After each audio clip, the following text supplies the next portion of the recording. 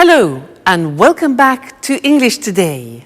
And this is DVD 7 and the third DVD in your elementary level. And in this DVD, you will see another 2 episodes of our story, That's Life, followed by our special TV programs. In the cinema program, they will be talking about the Sundance Film Festival, followed by a debate about e-learning.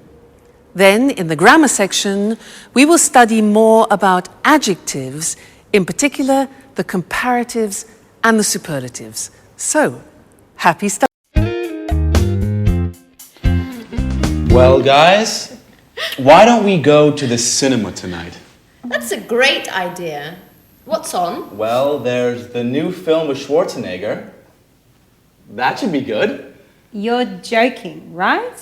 No, I'm not. What would you suggest? How about going to the disco? The disco. Are you crazy, Alice? That's not even music. That's simply noise. Come on, Peter. It's Saturday night. We have to do something special. Something exciting. And going dancing is surely more exciting than going to the cinema. I agree with Alice. Let's go dancing. What about a third choice? I guess Anne is right. Why don't we try to find a good compromise? Come on, guys. How boring and old-fashioned you are. And you are more frivolous than I am, Alice. Come on, guys. Don't argue now, please.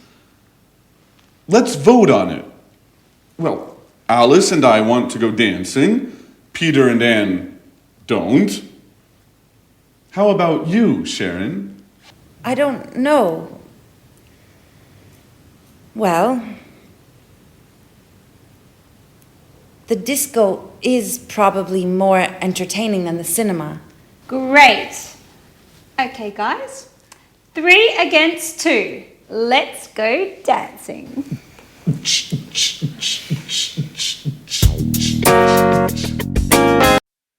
Hello and welcome back to English Today for some more English. Now, what would you prefer? Discotheque or cinema? Dancing or a film? Well, we're going to look at comparatives now. I have to buy a camera and I need to choose one. I have to make a choice, so I have to compare 2 different types. Here I have 2 types, look. This one here and this one here. Now they're quite different. Listen to the language I use when I compare them, okay? Now, this camera is smaller than this one. This is really quite big. It's bigger than this. And it's also heavier, this camera, than this one. This is a light camera, so it's lighter than this model. Now this model looks more sophisticated and probably more artistic than this one. Whereas this one looks more practical, but maybe less complicated. What do you think? What else? Well, this is definitely more expensive than this one. This is probably cheaper, I think, because this has a big lens as well. So, I'm not sure. What do you think? I like the idea of a more sophisticated camera, but I think it's more expensive. So I think I'll have to go for the cheaper one, which is the digital one. I think I'll choose this. All right? Good. Now, let's go and have a look at the language and see how we formulate comparatives in English. All right? If you have a 1-syllable word, you remember 1-syllable words like cheap, small, hot, high, then to make the comparative, it's easy. We add er to the adjective. So cheap becomes cheaper. Small becomes smaller. Hot becomes hotter. Notice we double the T. High becomes higher. So some examples are the new model is lighter than the old model, or London is safer than New York. Today is hotter than yesterday. All right, so those are adjectives with one syllable.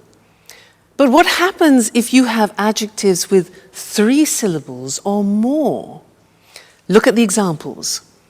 Interesting is an adjective with 3 syllables. Interesting, no, 4 syllables. So it becomes more interesting. You see what happens? We put more in front of the adjective. So more interesting. Difficult. How many syllables? Difficult, difficult. Okay, so it becomes more difficult.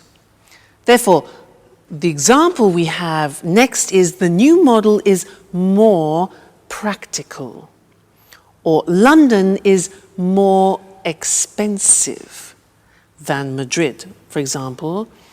This test is more difficult than the last test.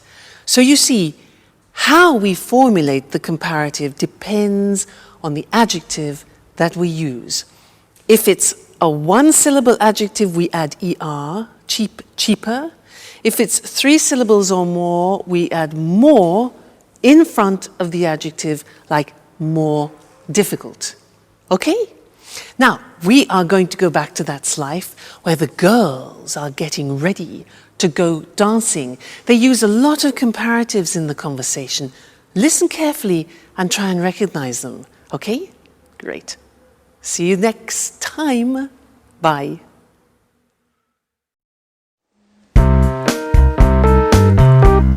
Here's my party hat. How do you like it? You look great. I envy you. Hats really suit you. Well, I envy your room, Anne. But with all this traffic, how do you sleep? Oh, I'm used to it. Which disco are we going to? Paradise. It's a new disco on King's Road. It's very nice. Did Tom and you go there together? Yes, we went last Saturday. We spent a nice night together. Maybe I asked the wrong question. You don't like Tom, do you? He's boring. Very boring.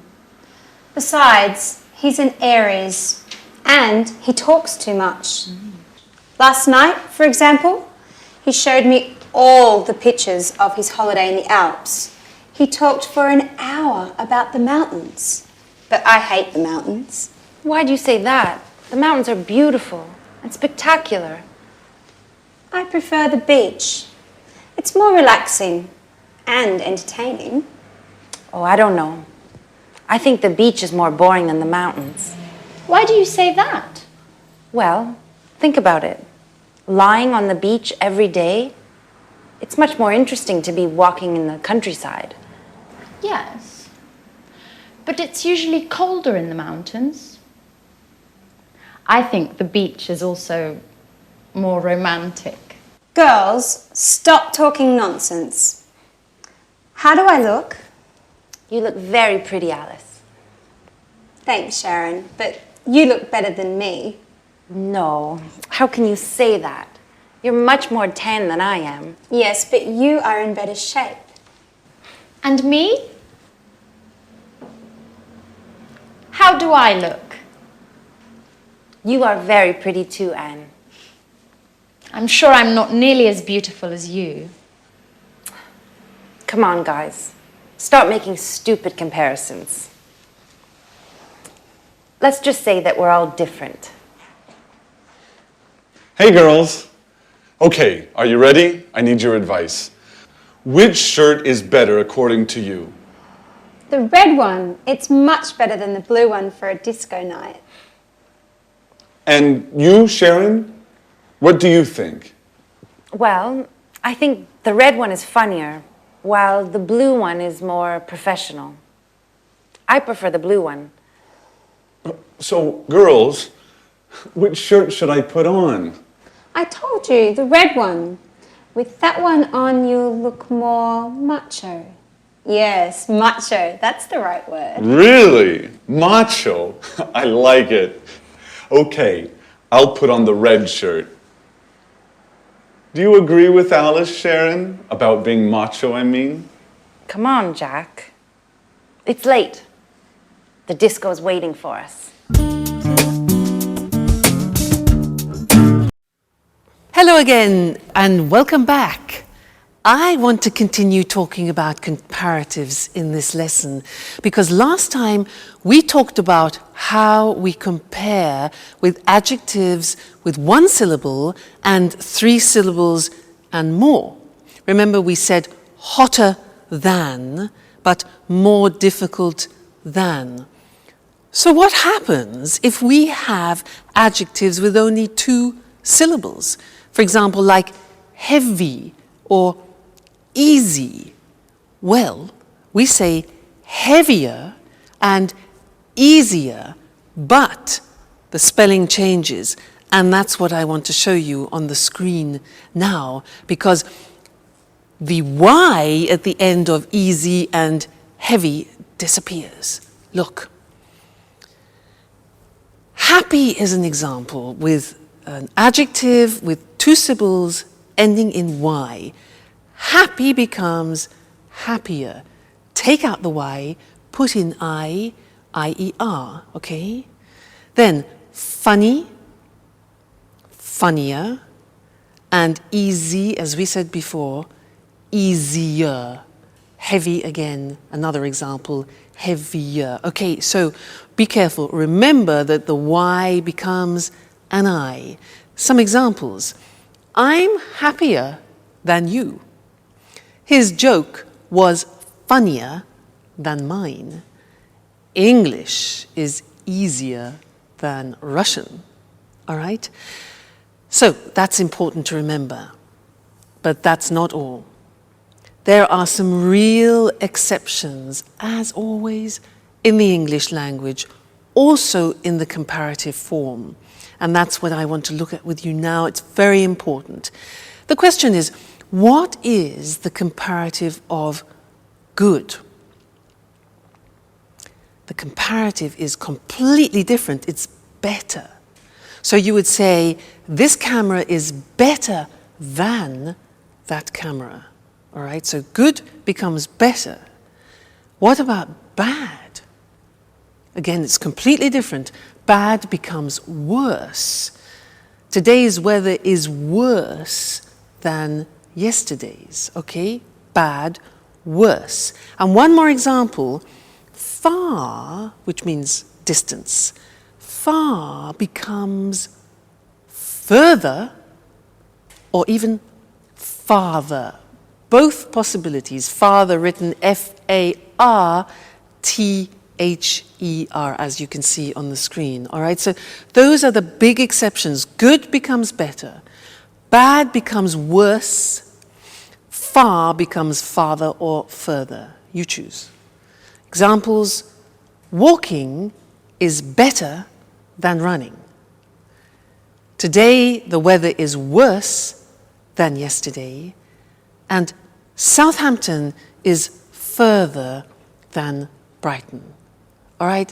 So those are all the most important things that you need to know when you're comparing things.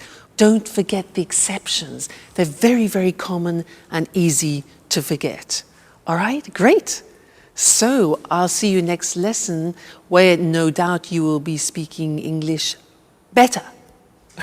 Okay? See you then. Bye.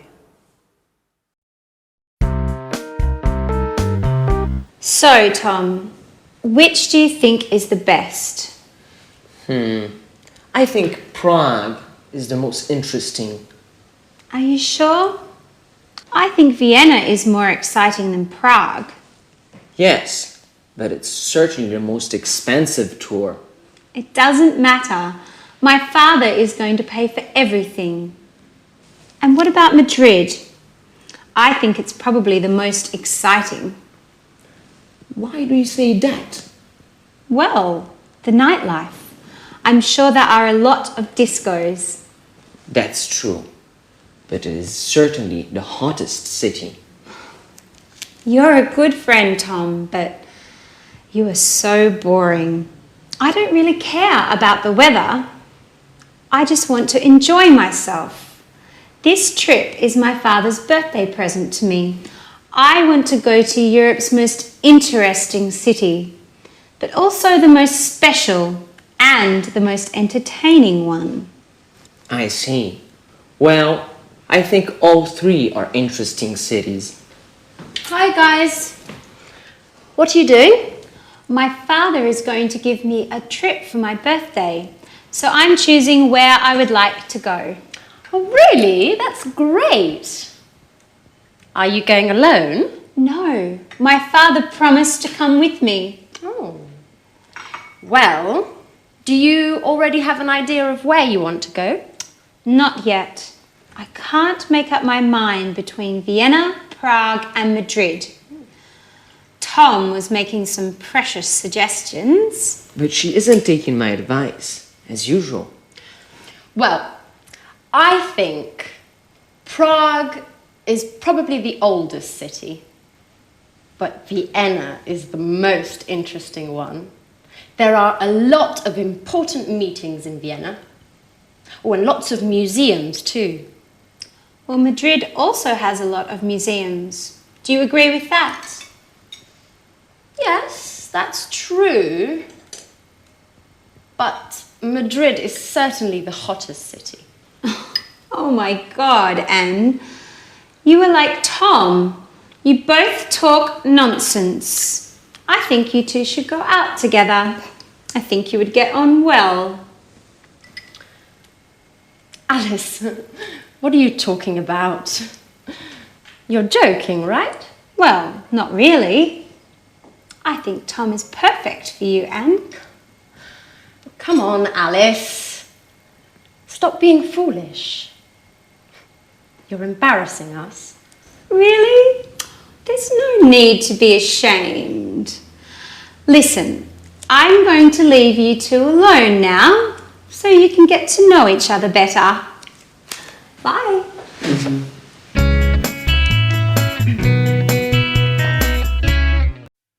Hello again. Now that's an interesting couple. Tom, who is an obsessive museum goer, Anne, who is an obsessive cleaner. Put them together, and what have you got? The cleanest museum in the world. Now, the cleanest is an example of the grammar form of the superlative, and that's what I want to look at with you now. I want to give you some examples, so listen carefully to what I say. All right? Good. So, good morning, ladies and gentlemen. Are you having problems opening your bottles? Well, I have the solution for you. Here it is. A revolutionary bottle opener. This is a bottle opener. Have you been using these old models like this and been having problems? Well, this is the most intelligent and the most revolutionary bottle that you can find.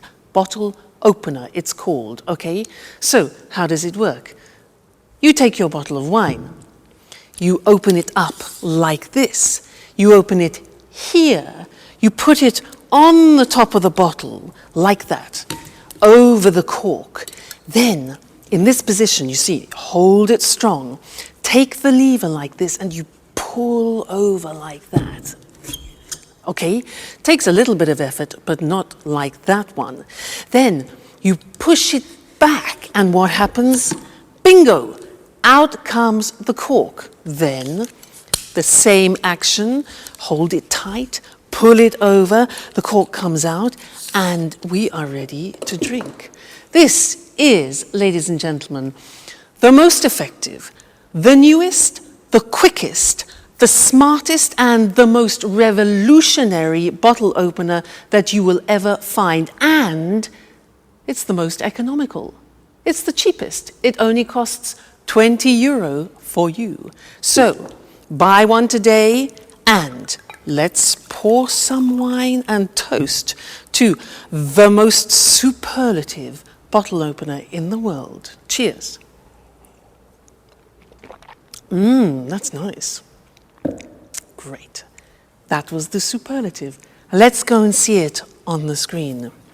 Nice wine. Now, when we have an adjective with one syllable, like cheap, what we do is we add the at the beginning to make it superlative, and then we add est to the adjective. Look at the examples. It's the cheapest, the newest, the quickest, the smartest bottle opener in the world. Okay, so the plus est at the end. Now, if the adjective is 2 or 3 or more syllables, it changes, as I said, and it becomes the most effective. Now, the adjective doesn't change, but in front of it we put the most effective. It's the most economical bottle opener. It's the most beautiful, it's the most revolutionary bottle opener. Okay, so again, be careful. Is it a 1-syllable adjective? Is it a 2 or 3 or 4-syllable adjective? Because it changes. Great. Now, let's go back to life. That's life, where Jack and Peter are talking about football. They're talking about the best football team in the world. Okay? And I'll see you later. Cheers.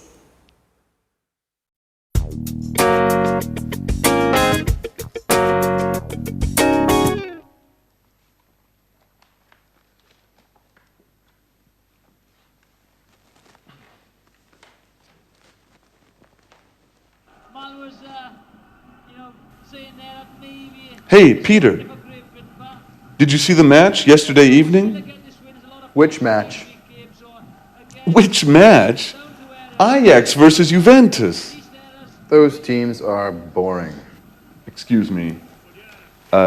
Excuse me. Ajax is the best football club in the world. I'm afraid I don't have a clue. I know that only music matters. Anyway, in your opinion, which is the best team? I don't know. I heard Arsenal is the best one of all time. They've got the most aggressive players, the most important coach, the toughest goalkeeper. Peter, you are so mistaken. Okay. What's so great about Ajax? Well, first of all, their defense is superb. It's much more intelligent than Arsenal's. No. Still. No. But you promised me. You're always busy. No, I don't want to go anymore. Anyway, thanks, Daddy. Thanks for your present. You are the worst father in the world. Don't worry, I'm going to have a great birthday all the same. Yes, with my friends. They do love me. Bye.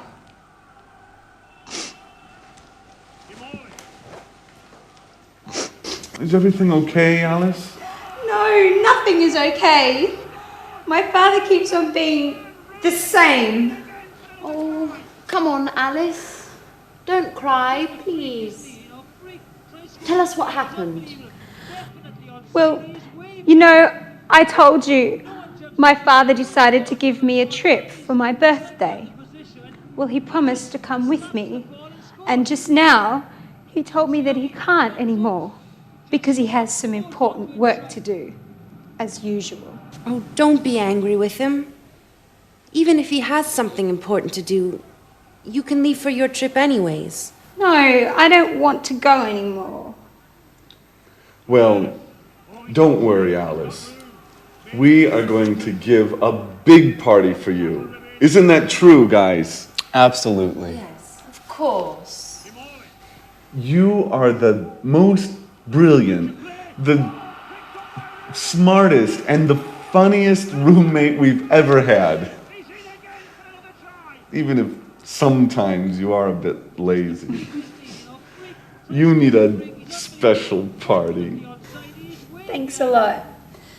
You are the best friends in the world.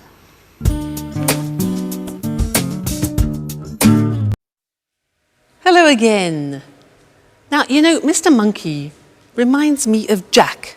He's obsessed with football, but he's very sweet. Did you hear what he said to Alice? He said, "You're the most brilliant roommate we've ever had." That's really sweet. And did you hear them talking about football? Well, I don't know what you thought. They said, this was Jack, he said, "Ajax is the best football team in the world." Debatable. Alice said her father was the worst father. And Jack then said, "You are the funniest roommate that I have ever had." And so these are all examples of exceptions in the superlative form. I want to go to the screen now and look at those because they're not that easy. So, look at the first example. With adjectives ending in Y, we remove the Y as we've learnt before, and we add IEST.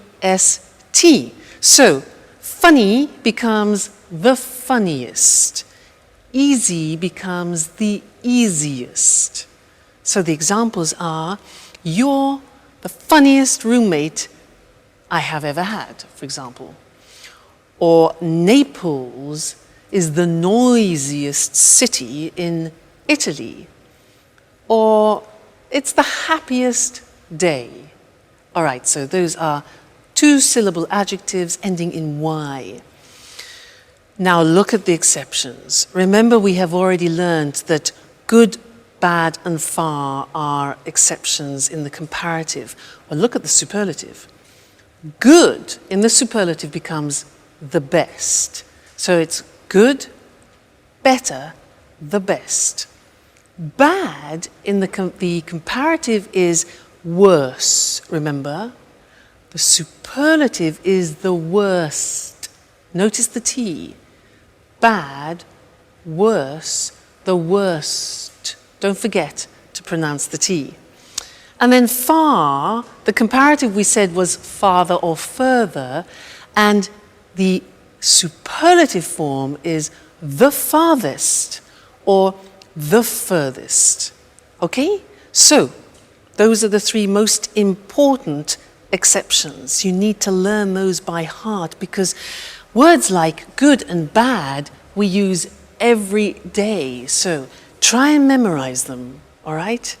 And I'll see you in the next lesson. Bye.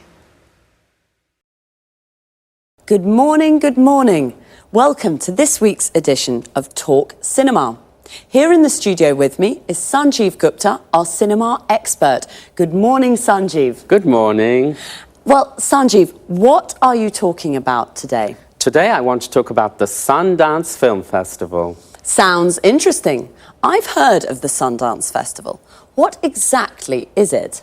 Well, to put it simply, Sundance is a festival for independent films and people interested in them. Okay, can you explain what an independent film is?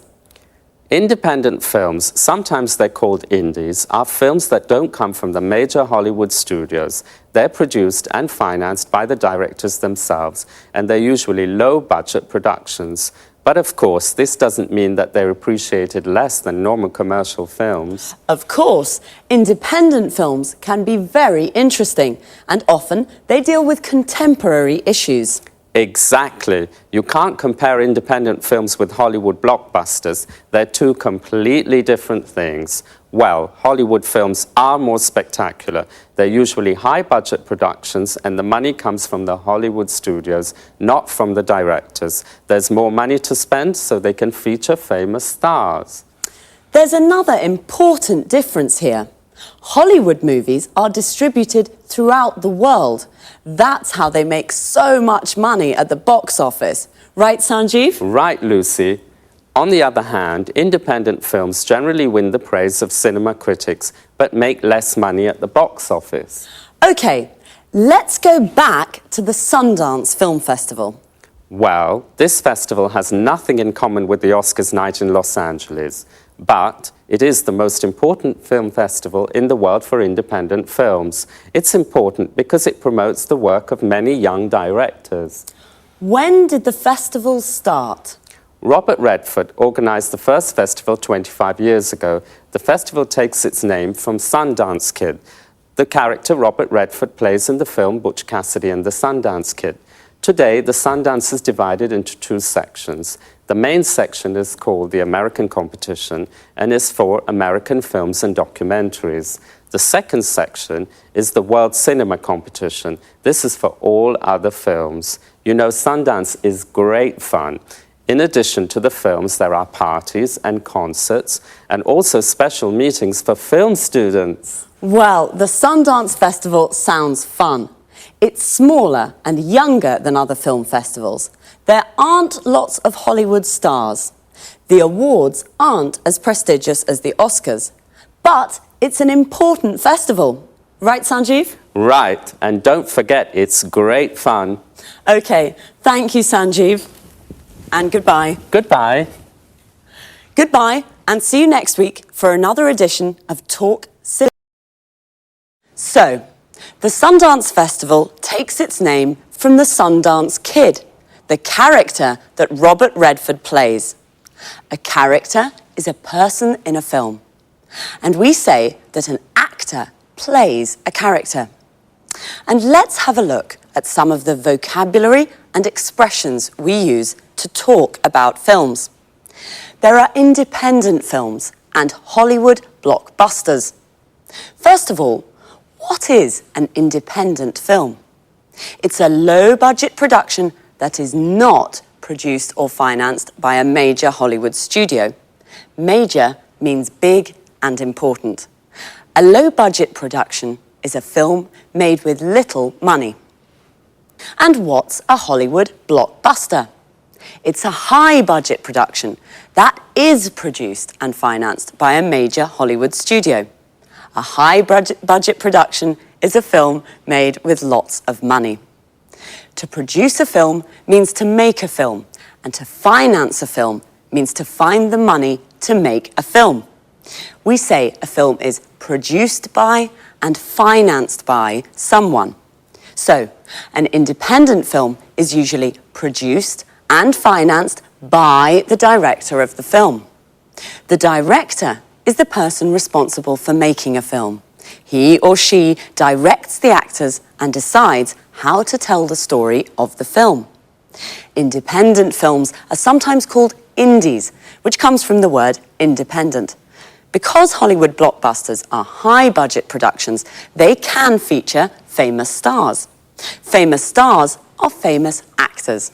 So, if a film features famous stars, it means that famous actors and actresses are in the film.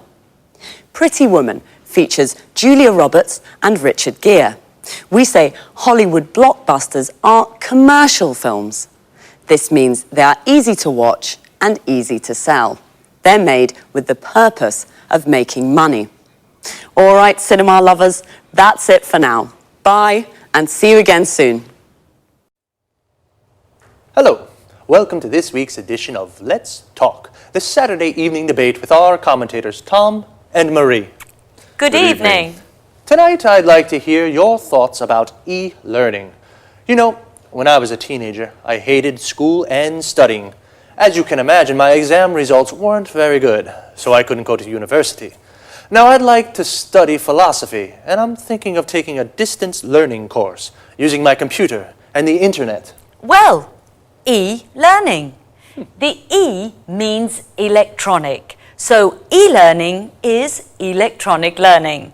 This is a new and convenient way of studying. Many universities around the world now offer distance learning degree courses via the internet.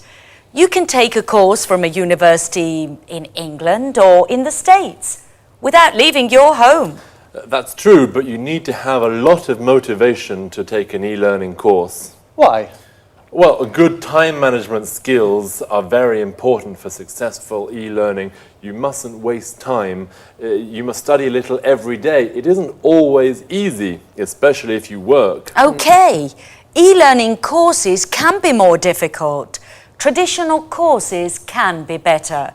But there are many advantages to studying for a degree at a distance. What are these advantages? In fact, let's talk about the advantages and the disadvantages of e-learning. Okay, one advantage, you can study when you like and where you like. I see. So it's a flexible way of learning. Exactly. Another advantage is that e-learning gives people a second chance to take a university course without giving up your job. You can study and work at the same time. I'm sorry, Marie, I don't agree. When you work, it can be very difficult to find time to study. Besides, students can feel lonely and isolated when they study by themselves. Wait a minute. This is where the electronic part helps. There's lots of interaction with other students and course tutors. Some courses use virtual classrooms to teach small groups. You can see your tutor and other students on your computer screen. You can talk with them and use text chat or email and discussion forums too. Today, most courses include study skills information on how to study well at a distance. Okay, but some course materials can be really boring, just like reading books online. And some e-tutors are very inexperienced and don't know how to teach in this new way. And remember that dropout rates are high for e-learning courses. Yes, I agree with some of what you say, but good multimedia course materials can be very stimulating as they use audio, images and text together to teach. Okay, I see that you both have strong opinions on this topic. This discussion is very interesting, but I'm afraid we've run out of time. So, e-learning, the new independent way of studying with advantages and disadvantages. My philosophy course? I'll have to think. So, goodbye to our commentators, Marie and Tom. Goodbye. Goodbye. And goodbye to you. And see you next time on our discussion group, Let's Talk. Well, I'd like to take an e-learning course, but I'm not sure that I have the motivation I need. Notice how we say to take a course. For example, to take an English course means to study English. To take a distance learning course means to study from home. If I take an e-learning course, I can study at home and send my work to my course tutor via internet. The course tutor is the teacher for the course. Most people go to university. To go to university means to study full-time at a university. We can also say someone is at university. For example, I'm at university means I'm studying for a degree at a university. A degree is the qualification you get when you complete a university course. A degree course can take from 3 to 5 years, depending on the subject you study. I wanted to study philosophy at university. We say to study a subject at university. For example, my friend Sasha is studying mathematics at university. We can say she goes to university. She's at university. She's studying mathematics at university. She's taking a mathematics degree at university. We can also say she's studying for a degree in mathematics. Notice we can say either a mathematics degree or a degree in mathematics. With e-learning courses, people study for a degree at a distance. This means they study at home. They don't go to the university to study. But Tom said the dropout rates for these courses are high. The dropout rates is the number of people who don't finish the course. The verb to drop out means to not finish a course. We can say to drop out of school or to drop out of university. Okay, well, study hard, and I'll see you on Saturday for another edition of Let's Talk. Goodbye. Now let's watch the whole episode together. Look at the subtitles carefully and listen out for the language points we've studied, okay? Enjoy your listening.